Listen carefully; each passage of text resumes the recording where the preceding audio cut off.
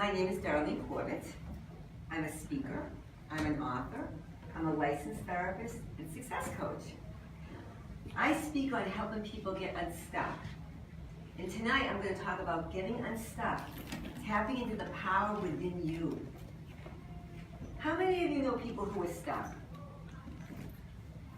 How many of you know people who are stuck and don't even know they're stuck? How many people know people who are stuck and don't think they can get unstuck?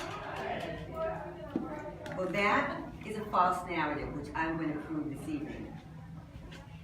People get stuck, and then they think they're stuck and they'll never be able to change.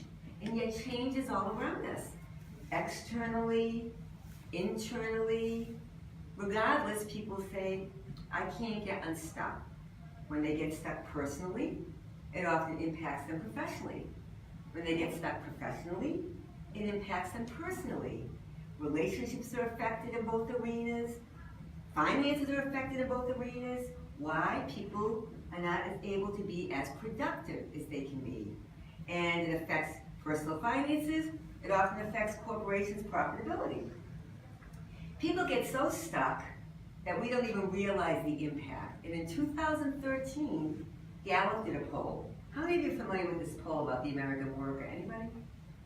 Well, let me tell you, they did a poll, and I revisited it for 2017, and a lot hasn't changed.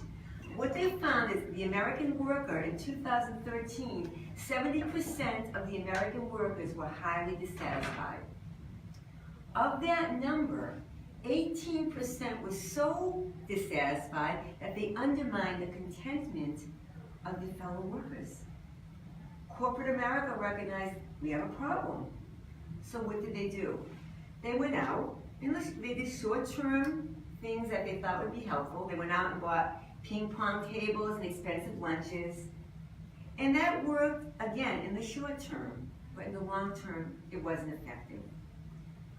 Well, Gallup discovered, and this will not take rocket scientists because it's about relationships, that if supervisors or managers or employers supported their subordinates in a way that was positive, that got them to see their strengths, that got them to think differently about themselves, they hypothesized that the American workforce would double in productivity.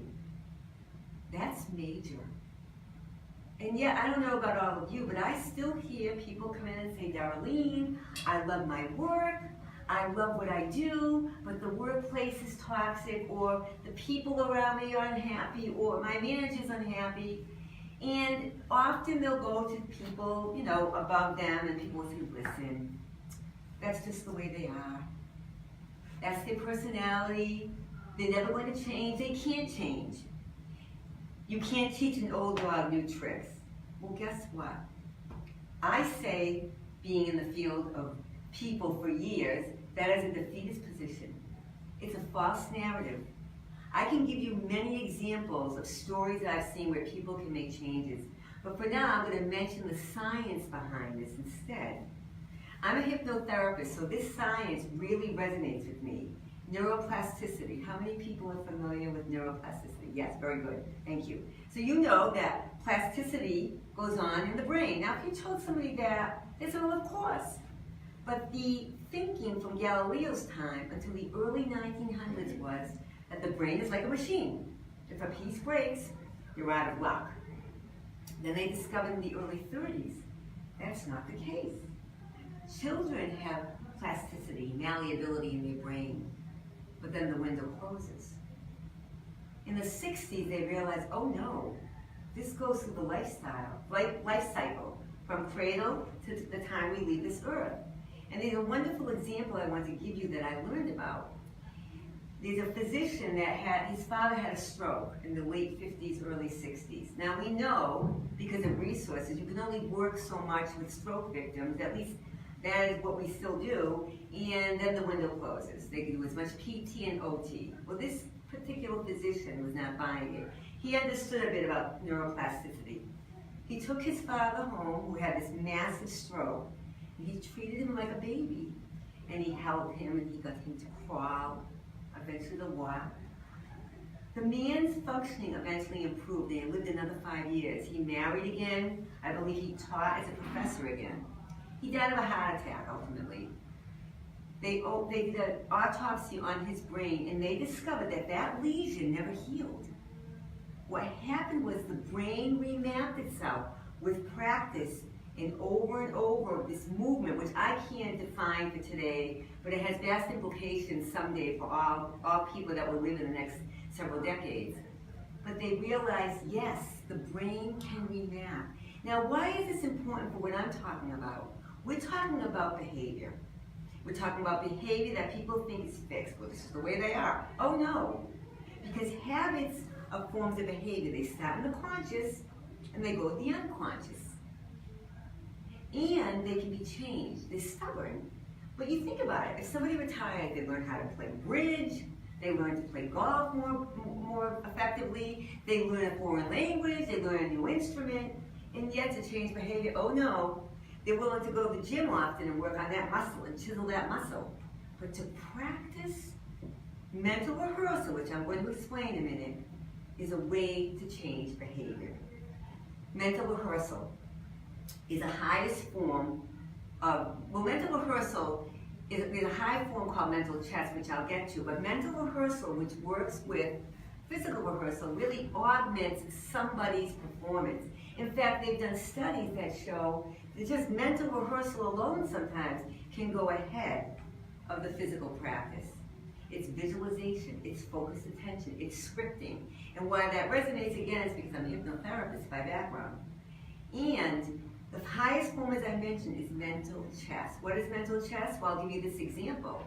Many years ago, a man was captured by the Soviet Union when it was the Soviet Union still. And he was put in solitary confinement. And they said, he thought to himself, my brain is going to atrophy.